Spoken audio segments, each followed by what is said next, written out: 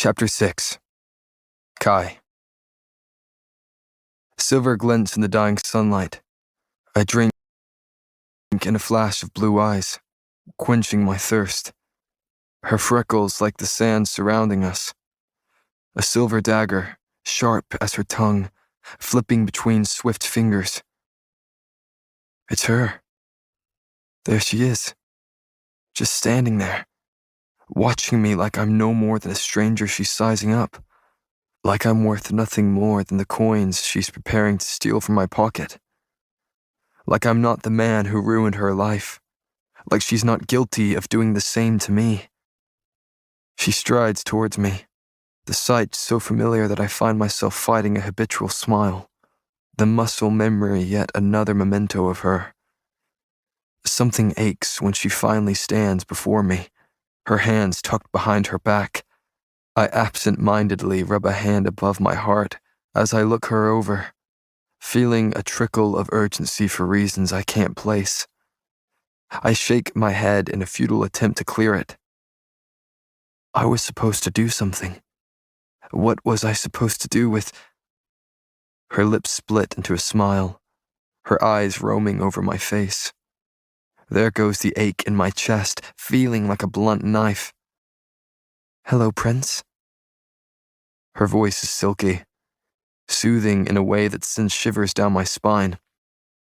"I have a gift for you," she says smoothly, smiling sweetly. "Something to remember me by." She pulls her hands from behind her back, presenting them to me. Her fingers are fisted around a drooping bundle of dull, blue flowers. Forget-me-nots.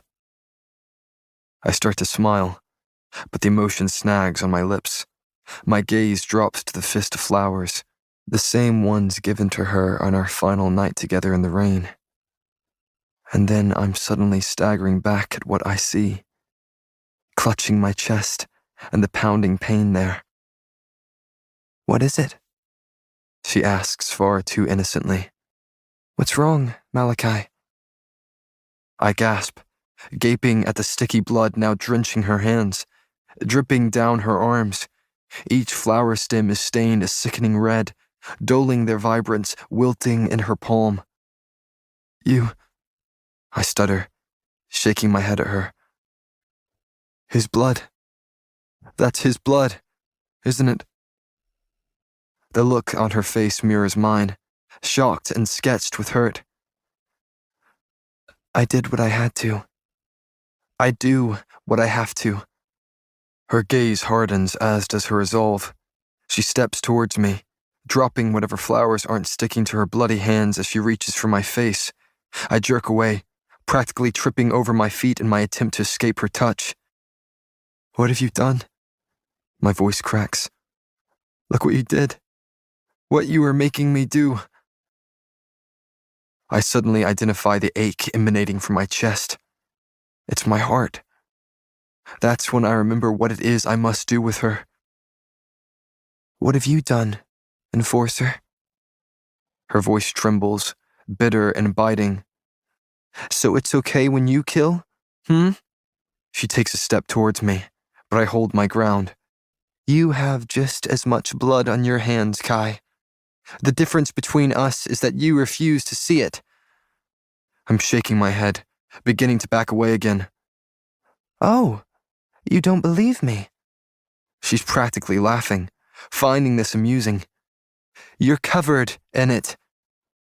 I look down, raising red hands from my sides. My breath comes in fast pants as my eyes sweep over my body. I'm dripping in death. Blood clings to my hair, pools in my boots, coats my teeth. I'm spitting, sputtering, spiraling as I stagger backward. No. "Go ahead," she challenges, her voice quiet. "Spill my blood and wear it with the rest." I scream. My eyes fly open. I'm blinking blindly at the inky sky above, sand shifting beneath my back. My heart pounds as I scan the makeshift camp, eyes adjusting to the darkness. A dozen dozing Imperials litter the desert ground, all scattered around the dying fire. My throat is raw. Had I been screaming? If I woke any of my men, they're smart enough to act as though I hadn't. I sit up slowly, my back aching from nights spent on uneven sand and days sitting atop stiff saddles. Dirt-streaked hair tickles my forehead, and I run my fingers through it before warming them beside the fire. I've been in this damn desert for 3 days now, and not a single trace of her anywhere. Well, no physical trace of her anywhere. And yet, I see her everywhere. She haunts me. Half the time I'm wondering whether she's already dead, whether the desert has claimed another, swallowed her whole and spit her out as a phantom to ensure my suffering. No one else glimpses the gleam of silver hair in the sunlight, or the outline of her figure atop a dune, because no one else is going insane. I'm losing my mind, feeling lost in this desert despite knowing we'll reach Dor before tomorrow's sunrise. We'll scout out the city first, and if we find nothing, we'll head towards Tando to continue our search. She can't have made it to a city yet, right? Despite my denial, I've seen what she is capable of, seen how she can survive, heard how she has survived her whole life. I doubt even the desert is a strong enough force to take her from this world before she's ready. The scorches will soon learn of her stubbornness. I raise my head from the remaining glowing embers of the fire, fixing my gaze on the shifting sky above. Dawn dances along the horizon, creeping up on the clouds to cast them in faint, golden light. My eyes shift to the slumbering men around me, their snores the only sound filling this corner of the desert. Sighing, I stand to my feet, stretching my sore limbs. Up! Now! My command echoes, stirring even the desert horses tied several feet from our makeshift camp. I'm greeted with groggy grumblings as I begin pacing the messy circle of Imperials. Good morning, I say lightly, though the toe of my boot nudging them in the ribs is anything but. At that, they don't hesitate to obey my demands. The disheveled bunch is up and milling about in a matter of minutes, some tending to the horses while others round up our scattered supplies. We're gnawing at stringy, dried rabbit and sipping warm water before mounting our horses and setting off at a steady pace. The rabbit rations have me swooshing sandy water around my mouth. It's not just the taste I'm attempting to erase, but also the memory that accompanies it. I distantly wonder if I twisted my mouth as I ate it, just as I had in the trials when she watched me close enough to notice. It's dangerous, how much I think of her, how much everything reminds me of her, how much I wonder if everything was a game to her, a ploy to help the resistance, to help the ordinaries overthrow the kingdom, to kill the king, to kill my father. Do I really care that she killed him? I shake away the thought, shifting in the saddle and rolling my tense shoulders. I'll find out soon enough. Find her soon enough. And when I do, I'll get my answers. Chapter 7. Payton. I swear the scorpion scuttling dangerously close to my worn boots blinks in response to my question. That's it. I'm actually insane. With that thought in mind, I sigh and repeat my question. I said, if you could eat anything, and I mean anything, what would it be? To say my voice is raspy would be an understatement. My throat feels as scratchy as the sand crunching beneath my feet, so dry I can hardly think straight. I shake my aching head at the creature while carelessly stepping around it, practically stumbling. Fine. If you won't answer, I will. I trip in the sand, tripping over my words. I could go for an orange. Yeah, a fat, juicy orange. Or some butterscotch. I look back at the scorpion, finding it scurrying close behind. The sight should be far more alarming to me, but I can't find the energy to care at the moment. You know, my father loved butterscotch. I make a sound that only slightly resembles a laugh. Sometimes I wonder if I even like the candy, you know? Like, maybe I just convinced myself I liked them because he did. The scorpion stares up at me. Or maybe it doesn't. I've had some trouble deciphering what's reality recently. Is this my 5th or 6th day in the desert? I almost laugh. Maybe I'm dead already. How am I to know the difference? I stumble, sand suddenly flying up to meet me. My knees sink into the gritty ground as I pant, the sinking sun still burning my raw skin. With a shaky breath, I slowly stumble to my feet, forcing my sore legs to continue their unsteady march. I'm tired. So very tired. My eyelids droop, mimicking the sun as it begins dipping behind dunes for the night. Stay awake. Suddenly, I feel as though I'm back in the whispers, stumbling in the dark while trying not to bleed out from the deep slice beneath my ribs. That is when he found me, saved me. I shake the thought away and scan the horizon for the 100th time, my eyes tracing the outline of each shadowy building that litters the city beyond. I'm almost there. Where there is, I haven't the slightest idea. I'm not sure which city I've happened upon, whether it's Dor or Tando, but I'm not exactly in any position to be picky. I just need to make it there. Licking my chapped lips does nothing but add more sand to my mouth. Now would be the time to gulp down some grainy water, except that I greedily drank the last of it this morning. I'm dying of thirst. Maybe just dying. Maybe just dead already. My ragged laugh at the thought rapidly morphs into a racking sob, seeming to rattle my brittle bones. Keep walking. Just keep walking. But I don't want to. What I want is to lie down, shut my eyes, and rest. My feet slow, my whole body feeling sluggish. Keep walking. I know if I stop now, I'll never start again. Dehydration, fatigue, and the many injuries still scattering my body have finally caught up to me. If I lie down, it will be on my deathbed. Would that be so bad? That little voice in my head, the only one I've heard for days besides my own, has grown rather convincing. What am I living for? Why am I putting myself through this agony? Every inch of me aches. Every inch of me begs for the mercy that is giving up. No, I stutter. No, I can't.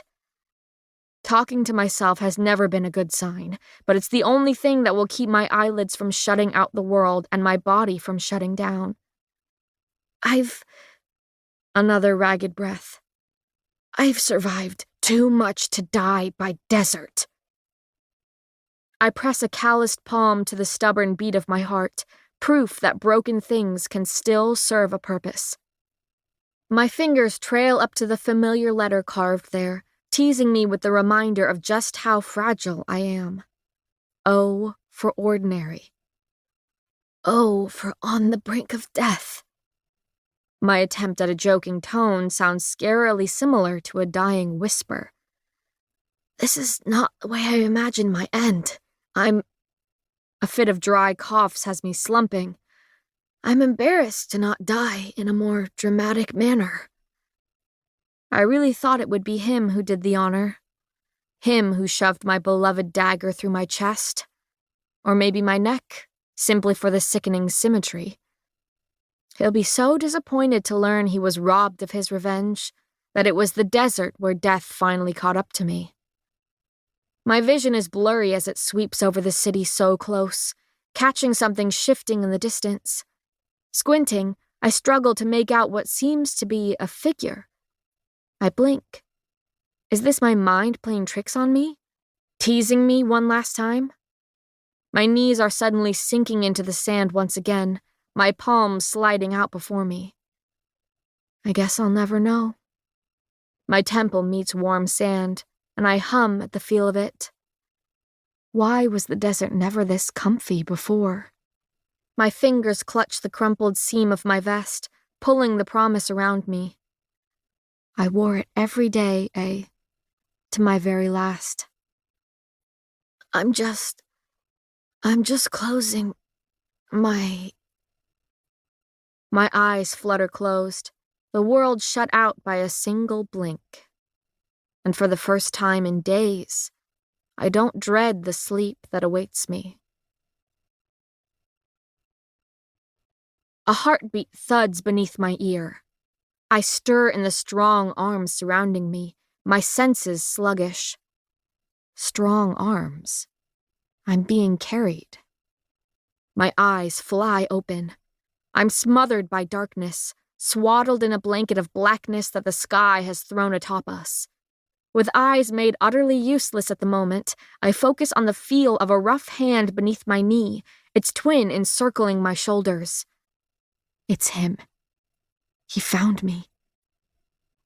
I jostle with each uneven step, trying desperately to calm my hammering heart and force my foggy head to formulate a plan. But he's too close, too real, as though he's walked straight out of my nightmares and into the very real night before me. I suddenly can't remember how to breathe. He found me. He found me. He found me. My mind screams the 3 words I've been so terrified of, drowning out any hope of a rational thought. I'm paralyzed in his arms, powerless in his hold that once felt so safe. His chest rises and falls against me, a feeling that was once so familiar. Now it is foreign, frightening. How did he find me?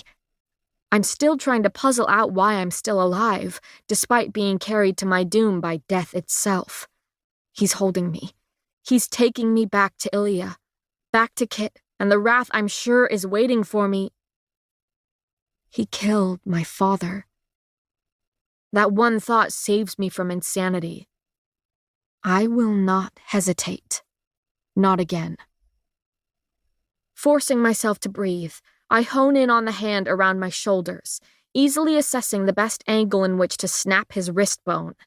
It's his legs I focus on next, the fatigue in his stride, the unsteadiness that will aid in sweeping him off his feet. How long has he been carrying me? Where are his men? I scan the inkiness surrounding us, seeing nothing but the city we are walking into. I can feel a thin blade strapped to his belt, and my heart skips over itself. But the hilt is plain, smooth against my hip. I take a moment to swallow my disappointment at the loss of my father's dagger before forcing myself to focus. Take him down, then finish the job you haven't been able to. After that, I'll simply blend into the city, camouflaging myself with the chaos I'm so used to. No one will ever find me again. He is the only one who could, and after tonight, he will no longer be a threat to my existence. Envisioning every move before I attempt to make them, I suck in one final steadying breath. And then I'm moving. A scream tears from his throat when his wrist snaps under my palm. He stumbles, all but throwing me out of his arms. I anticipate his ungraceful toss and drop to the ground, sand sticking to my sweaty palms as I sweep my leg back to catch his ankles. He topples to the ground with a grunt. I'm straddling his chest within the next breath, my knees pinning down his arms, pressing my weight onto his broken bone. My words cut into his strangled cry. I'll admit I'm a little disappointed. I tug at the dagger on his hip, freeing it from its sheath before settling the infuriatingly dull tip against the throat I can hardly see. I was hoping you'd put up more of a fight. What? Look, I saw you in the desert from my post, and I thought you were dead, but when I got there, you were breathing. His words come out in a rush with a voice that is very much not his. I blink as my eyes begin adjusting to the darkness, revealing the very frightened face of a young guard. I was just carrying you to the city, all right? He's panting now, pleading with me to understand. I blink again, taking in his messy brown hair and crumpled red uniform beneath me. I thought you were someone else. Yeah, well, clearly you don't need my help. His eyes dart to his hand. And if you get off my broken wrist, I'll gladly leave you be. Oh, I smile sheepishly. Yeah, sorry about that. I slide off of him after returning his dagger to its sheath, watching as the guard stands to his feet, cradling his hand. I'm suddenly fighting the urge to sprawl back onto the sand as the adrenaline slowly begins to seep from my body. Thank you for coming out here for me. Truly. I'm sorry that this is how I repaid you for the kindness. He grunts a response, stepping back towards the city we are now bordering. I need to get back to my post. Right. Feeling incredibly awkward, I begin walking beside him at a safe distance. Sorry, which city are we walking into right now? He throws me a bemused look. Door. Another questioning glance. What were you doing in the desert anyway? I swallow. Imperials may not be a problem in Door, but there will still be guards with pressing questions for me to avoid, and I haven't the slightest idea if Ilia's surrounding cities know of my reputation. As I open my mouth to spew a relatively convincing lie, his gaze sweeps over my ragged body in a way that has me bristling. He scans my face, seeming to scrutinize, to search. Hey, you look familiar. He pauses, pondering what he sees. I turn away, aware of the suspicion in the subtle movement. The whisper of fingers through my hair has my gaze snapping back to his. Silver, he says softly, as if it were a thought that slithered its way out of his mouth. Interesting. Is it? I ask lightly, attempting to discern what it is he knows. Well, such a color wouldn't be unusual in Ilia. His skeptical gaze has shifted into something far more confident. But here, the hand that slowly grazes the hilt of his dagger doesn't go unnoticed. You wouldn't happen to be that king murderer, huh? You know, the silver savior turned killer? The dagger is gripped in his hand now, angled towards me. You are worth a pretty penny, you know. Ilia has a hefty price on your head. My gaze glued to the blade inching closer to my chest. His next sentence is strung together with a smirk. Dead or alive. Moonlight glints off the steel he swipes at my chest. I twist, saving my heart from the blade, but not the shoulder it drags across. I bite back a scream at the searing pain, feeling hot blood begin to gush from the gash. The guard doesn't waste a single second before sending his knife stabbing upwards towards my stomach. I dodge again, feeling sluggish as I'm forced on defense. Every bit of exhaustion and accumulated ache comes flooding back, reminding me that I slipped between death's fingers yet again. Perhaps he's come to finally finish the job, claim his vengeance. Look, the guard pants between gritted teeth. Just come quietly, and I won't have to hurt you. I duck under another attack from his blade. I'd believe you, but you seem pretty eager to repay me for that broken wrist. The guard all but growls at me, throwing his weight behind a stab intended to slash my ribs. The 2 steps he always takes with his left foot warned me of his swing before I saw the flashing steel. I twist, grabbing his wrist before stepping behind him to roughly bend the arm against the opposite shoulder blade. The dagger slips from between his sweaty fingers, stabbing the sand beneath us. He didn't scream until I grabbed his broken wrist with my free hand and squeezed, his severed bone jutting into my palm. The guard sinks to his knees, shaking violently as I slowly lower myself behind him, his hands still clasped between mine. My lips nearly brush the shell of his ear as I murmur, Who else knows about me? He thrashes against my hold, only earning him another twist of his broken wrist. He cries out before spitting his next words. You're a crazy bitch, you know that? Yes, I sigh. I know that, and you know that. See, what I'm asking is if anyone else knows that. He huffs out a pained laugh. Everyone knows you're a crazy bitch. You have quite the reputation. I stiffen at his words. What about Tando? Does Ilya have a price on my head in both cities? As far as I know, he breathes, a smirk hidden in his soft words. Even Isram has a poster of your face plastered on every surface. I scowl at the back of his head.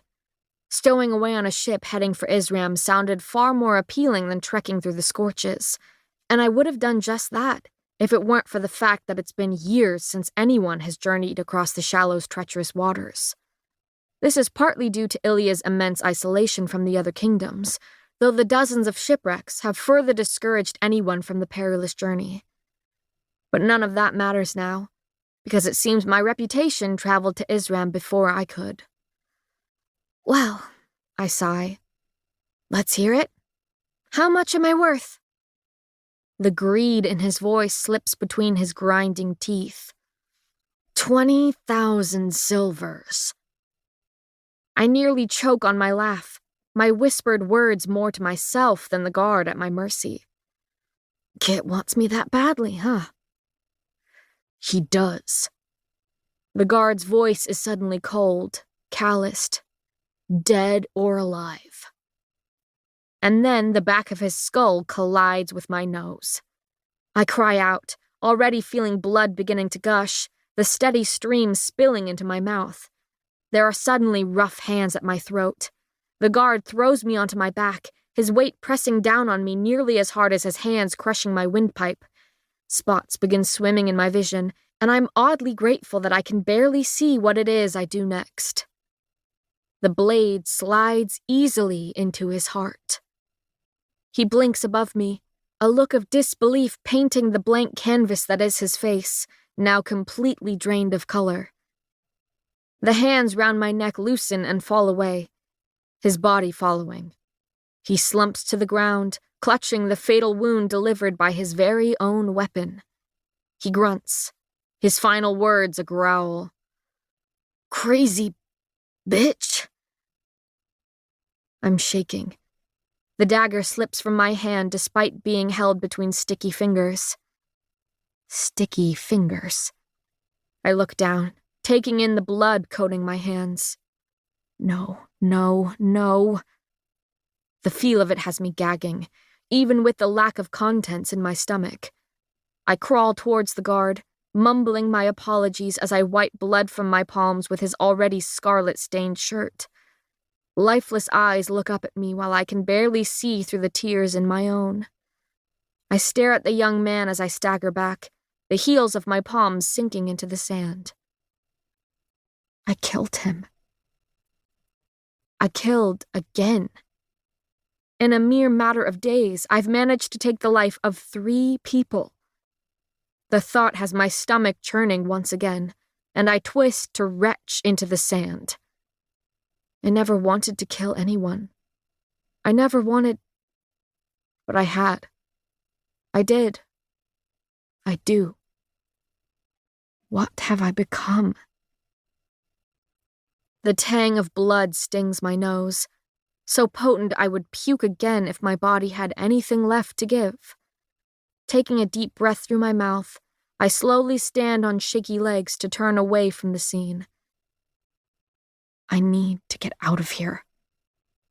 Blood is leaking into my mouth, forcing me to spit with every step I take into the city. I gingerly lift a hand to feel my nose, recoiling at the pain but relieved to find it isn't broken. 1 foot in front of the other. I left him there. 1 foot in front of the other. He'll rot in the sun. 1 foot in front of the other. I'm a monster. 1 foot in front of the other. Chapter 8. Kai. Stabbed through the chest. Her signature move. I crouch beside the crumpled guard, blood-stained sand crunching beneath my boots. A face that can't be much older than my own looks up at me. Dark eyes leached of the life he barely got to live. Running a hand through my disheveled hair, my gaze travels over the bloody splotches staining his red uniform. Each one tells a story. After drawing blood your whole life, every stain begins to speak. If only you listen. Or maybe I'm just insane. The wound to his heart seeps crimson across his chest, spilling over to puddle beneath him. The sand surrounding him shows signs of a struggle, a fight portrayed in footprints. Well, she had a reason to kill him at least. My eyes trail back to the man beneath me, skimming over the smeared blood on the hem of his shirt, opposite his wound. I inch my face closer, nearly choking on the metallic and morbid scent. This was her, I say without bothering to look at the men circling me. She was here. She is here. He's only been dead for a day at most. I eye the blood on his shirt, where she hastily wiped her hands of it. She must have been in bad shape to leave evidence like this in plain sight. At that thought, I sigh, running dirty hands through dirtier hair for what is likely the dozenth time. If she's hurt, then she can't have gotten far. If she's hurt, then I have an advantage. If she's hurt, I need to be okay with that.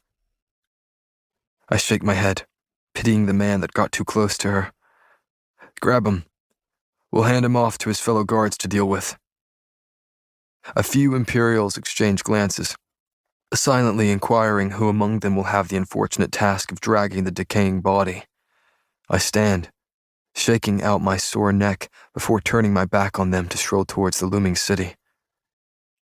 If you need some encouragement, I'm happy to... Uncomfortable coughs and shuffling feet drown out my words, the Imperials wasting no time before following with the dead body in tow.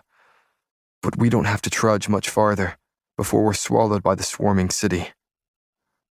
I push aside a sun-bleached banner hanging low between crumbling buildings, offering me a better view of the city that is nearly as harsh as the people who inhabit it. Glowering glances greet us, I speaking of suspicions that the people of Dor are smart enough not to voice to the elites strolling through their city. It's like they can smell the abilities in our blood, all while looking down their noses at us. I offer a curt and borderline cocky nod to a few, not shocked in the slightest by the reaction to me and my men. It's not as though Dor is subtle about their loathing for the elite kingdom, seeing that they have taken in the most ordinaries over the decades. Ilia hasn't had allies since before the plague, since before the kingdom isolated itself to hoard its elite powers, since before Ilia suddenly became a threat to anyone outside of it. Spotting a guard that looks entirely too bored to be doing his job even remotely right, I push through the crowded market street we've stumbled upon and make my way towards him. Inch by inch, the guard straightens with every moment his eyes rove over us. I believe this belongs to you, I say, gesturing to the dead guard now laid at the feet of the wide-eyed one before us. He was stabbed in the chest. The guard blinks. And I know who's responsible. My question is whether or not you've seen her stumbling around. Her? The guard stammers. A woman did this? His eyes widen slightly with recognition. It was her. The Silver Savior. It's a struggle not to visibly cringe at the title. Yes, her.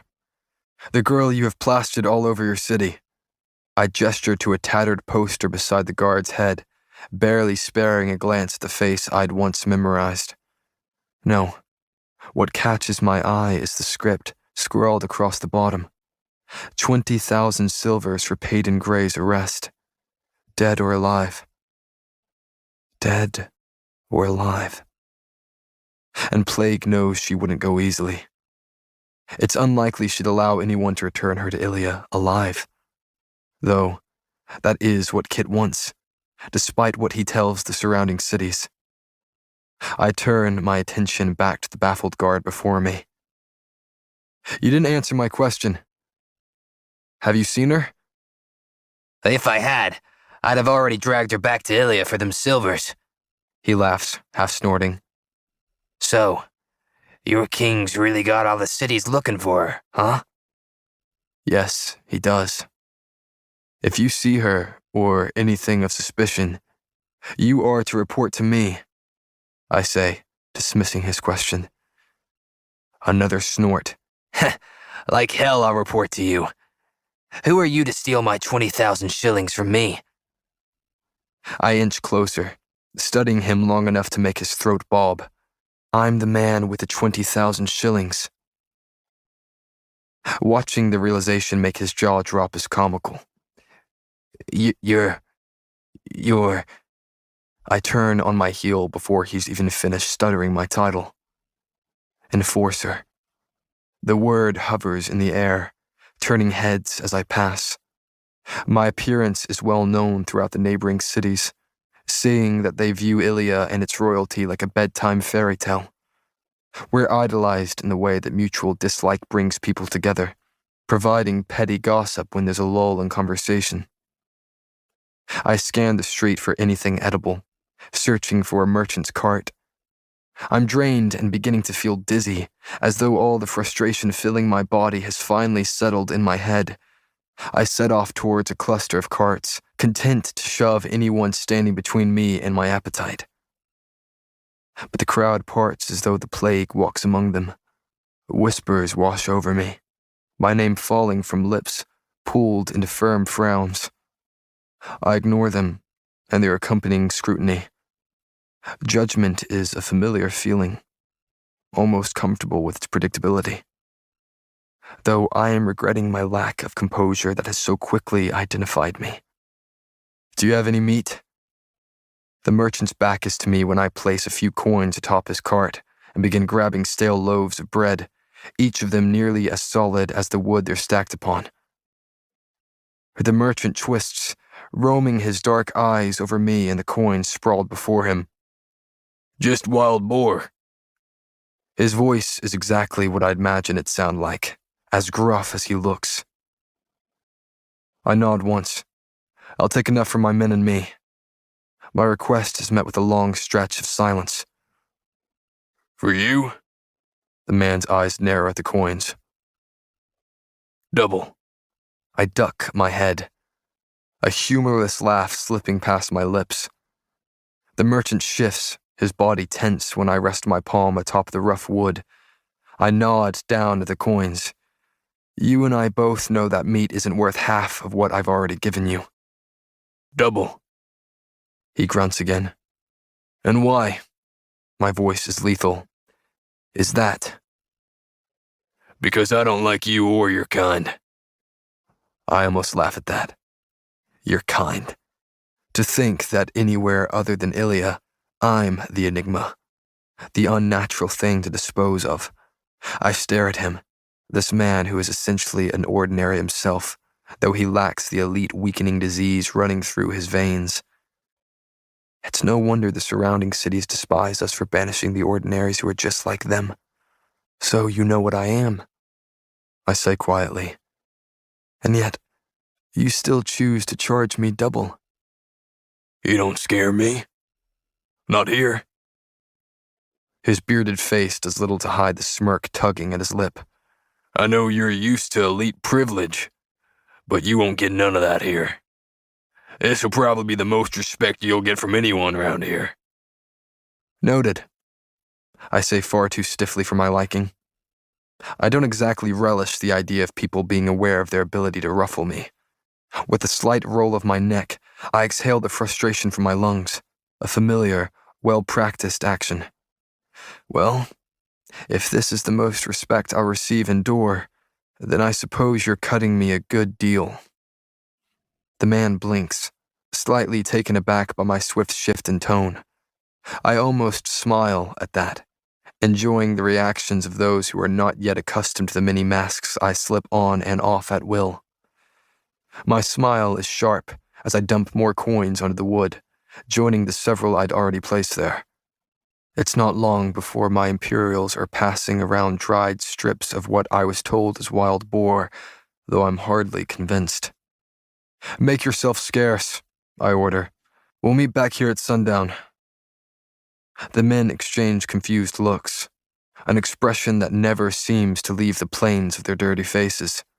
But sir, Matthew starts, stepping forward from the cluster of crumpled uniforms.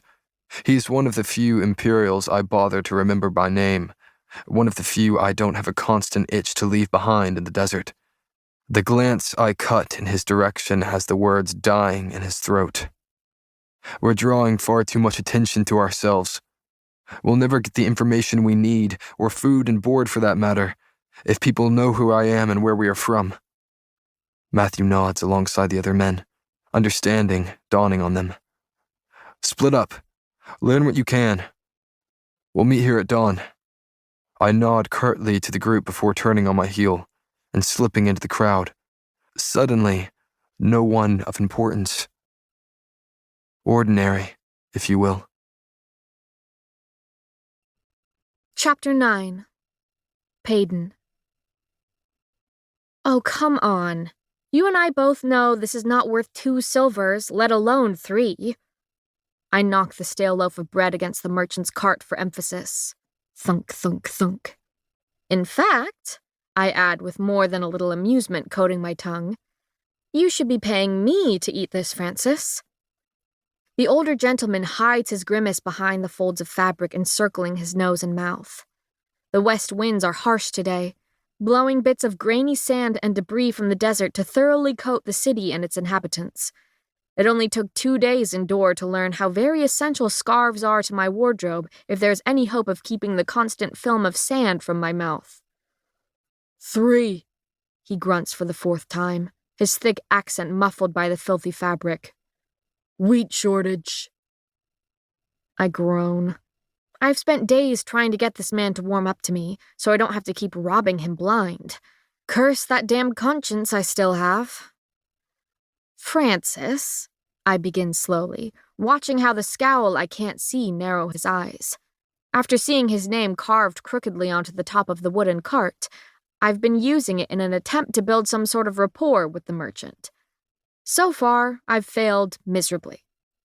Let's be reasonable. You know I don't have that kind of money to throw around on bread that will likely break a tooth. He doesn't respond with more than a gravelly growl. I shut my eyes, taking a deep breath that has sand slipping between my lips. I've come to pride myself on the fact that I understand these people. People like me. People who struggle to survive, rely on scrappiness to feed their growling stomachs. In another life, I could have considered the slums of Ilia my home, if it weren't for the lack of power flowing through my veins. Maybe that's why I'm so desperate to start over here. Here, in Dor, where I'm ordinary in a whole new sense of the word. One cannot be considered powerless if everyone else is as well. No, here I'm considered equal, and nothing has ever sounded so unique. Fine, I sigh, feigning defeat. But only because I like you, Francis. Only because I want you to like me. His golden eyes seem to be fighting the urge to roll at me. I smile sweetly, hoping my own gaze portrays how badly I crave companionship, while simultaneously hating how willingly the wanting shows. I clumsily toss another coin atop his cart, willing it to roll off the worn wood. Silver glints in the lazily setting sun before the coin hits the ground with a satisfying clink. Oh, I'm sorry, Francis. I'm not yet used to the heat and my hands are disgustingly sweaty at all times. He blinks, his tanned face blank beneath his scarf, aside from the obvious disdain for me. When he bends to pick up the silver that is my current partner in crime, I snatch 2 more loaves from his stand with deft hands, 1 from each tower of dough so as not to draw suspicion. I mean, I'm never not drenched in sweat. I continue casually while Francis straightens, brushing off the dirty coin with his thumb. Seriously, how do you stay cool under all those layers? I feel so sticky that This is our winter season, he grunts, cutting me off. I blink at him. Oh, well, that's terrifying. Despite Dor being fairly close in proximity to Ilia, I grew up with revolving seasons, though our winters were thankfully mild. I hadn't realized how drastically the weather could differ beyond the expanse of a desert. While the west winds blew cool air from the shallows towards Ilia, Dor is blessed with the grainy heat of the scorches constantly wafting into their city. Heat is a familiar inhabitant of their home. You will never survive famine season, pale thing. He stares at me for a long moment in which I silently struggle to get my voice to work. A dry laugh breaks the unbearable silence, and my eyes shoot up to his. Francis places a sun-soaked hand atop his belly, shaking with rough laughter.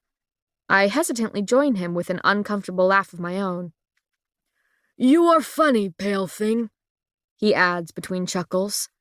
I sigh in relief, sagging with the hope that my ignorance will earn Francis's favor.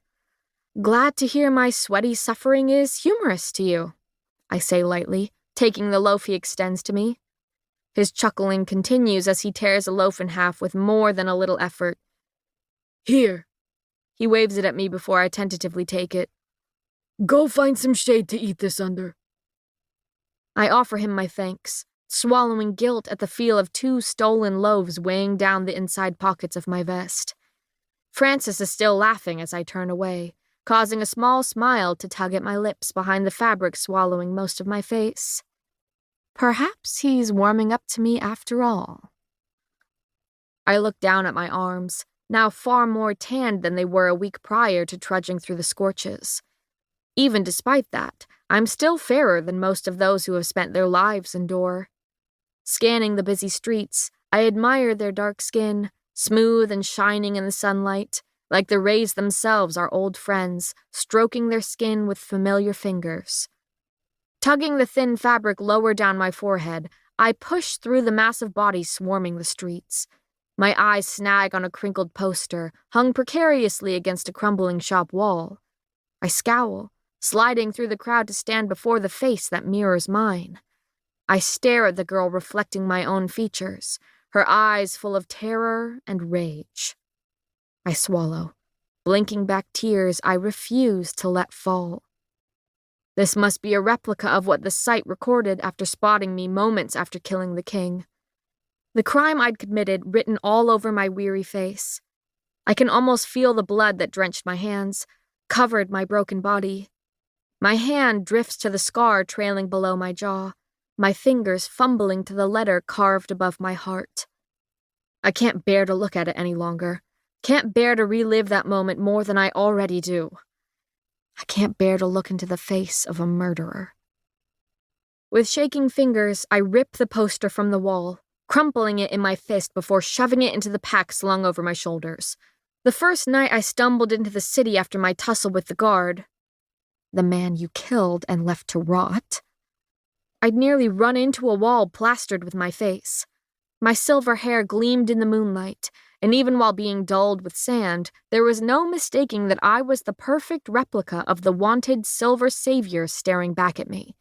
Any sort of oddly colored hair is a dead giveaway as to having plagued blood running through your veins, whether you are ordinary or elite. After spending a life of insignificance and hiding in plain sight, I stuck out like a sore thumb. I've never felt so exposed, so out of the ordinary. I spent the night atop the crumbling roof of a shop, nursing my wounds and hiding until an early sunrise painted the streets golden. Only then did I brave slipping a scrappy scarf from a merchant's cart to wrap around my face and traitorous silver hair. Lucky for me, it's not at all unusual to protect your face from both the sun and whipping sand throughout the day. And just like that, I was blissfully invisible again. A shoulder collides with my own, startling enough to shake me from my stupor. The young boy tosses what I think is an attempted apologetic nod before he's back to shoving through the crowded street. Taking a deep breath, I tug at my scarf while pretending to look like I belong here. The people of Dor are more than a little rough around the edges. Dare I say akin to the jagged scraps of metal Father used to have me pelt at the gnarled tree in our backyard. My eyes skim over the street, finding countless confrontations and their accompanying shouts. Sparring, both physically and verbally, is clearly a common occurrence. And if the guards aren't yawning with boredom or barely batting an eye, they've likely joined the fight themselves. These people are as gruff as the sand they crawled out of. I spot a tattered awning hanging precariously from a shop wall, promising a tempting sliver of shade. Might as well take Francis's advice. After nearly tripping over a cluster of children weaving through the streets, I ungracefully fold myself into the splinter of shade, rubbing my sore muscles. Chewing is a generous term for the effort it took to swallow the stale bread, seeing that I can now add my jaw to the ever-growing list of aches and pains.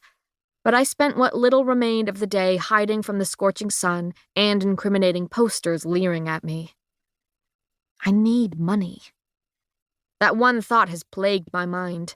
Pounding through my head with every hour spent in this new city, I'm desperate to make a home. The coins clinking in my pack feel far too light for my liking, and unfortunately for me, Door's inhabitants are anything but careless with the livelihood that lives within their pockets. My attempts at thievery outside of what decorates the merchants' carts has been minimal, to say the least. I'm almost embarrassed. With the sun setting and the heat retreating with it, I zigzagged through the city in search of the roof I've grown fond of sleeping atop. I need money. Money means shelter. It means food. It means a will to live. 3 silver Slick will win. The bastard's undefeated. The rumbling voice distracts me from my spiraling thoughts. Boredom and curiosity mingle to create a dangerous concoction of intrigue that has me leaning against an alley wall, intent on eavesdropping. Another man scoffs, his accent thick. Undefeated, eh? Maybe because the mate's only fought in 3 matches. Lucky bastard is what he is. You betting on a rookie then, eh? The first man leers. I'll decide when I see him. He laughs then, a gruff sound I doubt he makes often. Maybe I'll get in the ring. Show him how it's done, eh? Rough laughter drifts down the alley as I casually step away from the wall to stroll at a safe distance behind them. Every bit of me itches for excitement, for something to occupy me other than my troubling thoughts. And where there are bets, there is money to be won. And where there's money to be won, there is money to be stolen. An elbow sinks into my stomach, sucking the air from my lungs. I push through the crowd, trying my best not to drown in the sea of sweaty bodies. Shouts and sneers ripple through the cellar, all directed at the caged violence on display, though I can hardly see it. I'm being suffocated by sticky bodies, forced to peek through slivers of space in the wall of shoulders. Annoyed, I whip my head around, nearly smacking it into the one directly behind me. I've already lost the 2 men I followed down here after copying the sequence of knocks they rapped on the hidden door. I drum the pattern on my leg, ingraining it in my memory even as I attempt to weave through the crowd. I recognize the sound of fists finding flesh, though I'm far more interested in the pockets of those I'm wedged between. I attempt a subtle swipe of my hand towards the body beside me, only to be shoved from the back by a bellowing man. I blow out a breath, feeling people pressed against me. How am I supposed to steal if I can barely move my arms? My fingers curl into a fist at my side while I fight the urge to throw it at someone. I blink, eyes flying towards the cage and bloody brawl within. I can get paid to throw a punch if it's in there. An entirely new, foolish plan begins to form as I attempt to push through the crowd once again. I'm greeted with more elbows to the stomach and shoulders to the face that I ignore in my search of whoever runs this illegal fighting ring. The fight finishes in a final bloody blow by the time I stumble to the front. Curses and cheers echo through the cellar, everyone's mood suddenly dependent on who they did or didn't bet on. Betting tickets. You lot know the drill. Bring up your betting tickets and we'll get your cut sorted out. I follow the crudely formed line leading to a rickety table beside the cage. A strand of silver hair threatens to slip from beneath my scarf, and I quickly tuck it back with the rest as I strain to see the man exchanging tickets for coins. His slicked ponytail shines in the dim light he stands beneath, his back bent over a mound of tickets. He wastes no time plonking the appropriate number of coins into each hand, barely bothering to glance at the person before him. Your ticket? I blink at his outstretched hand, stunned by how quickly I'm suddenly standing before him. No, sorry, I actually wanted to talk to you about fighting in the ring. No ticket, he sighs without looking up at me. No talking. I shake my head, stepping closer until my hips meet the edge of the table. But Next?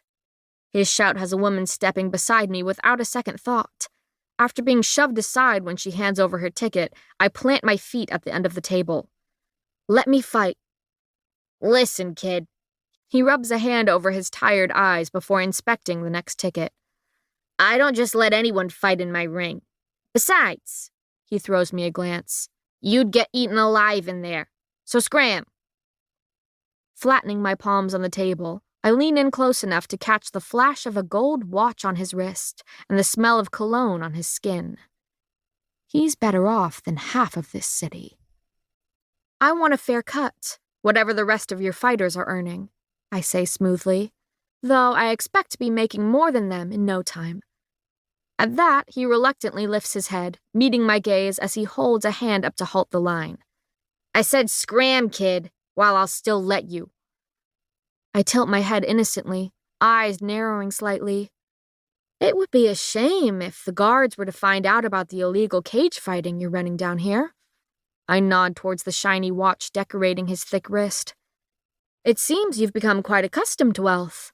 I doubt it would be easy for you to readjust to the poverty you crawled out of. Though fighting is clearly not outlawed here in Dor, considering how common of an occurrence it is, gambling on said fighters is where they decided to draw the line, explaining the cramped cellar with a fancy knock to allow you access. A smile begins to form at the corner of his mouth, as though he possesses a sort of corrupted charisma. Are you threatening me? He laughs, harsh and biting. You can't threaten me, kid. I'll have my men tear you to pieces. I practically own this city. You've never seen me fight, I shrug nonchalantly. So, if I need to return them to you in pieces just to prove myself, I suppose I'll have to do just that. The thought of ripping anyone to pieces makes me queasy, but the look I pin him with says anything but. Several slow seconds tick by before a smile spreads across his lips. I like your spirit, kid. I swallow my relief. Is that a yes? You fight in an hour. He pulls out a sheet of parchment inked with the names of previous fighters and how much they earned him. I'm giving you a shot, so don't disappoint me, kid. You don't want to know what happens when I'm disappointed. I nod, hiding my smile. I doubt I'll ever find out. He shakes his head in disbelief, looking as though he already regrets his decision. Yeah, we'll see about that. I'm Raphael. His eyes flick up to my concealed face. And what should we call you, kid? My eyes skim over the cage and the flickering lights above it. A small smile manages to curve my lips, tugging gently at my scar. Shadow.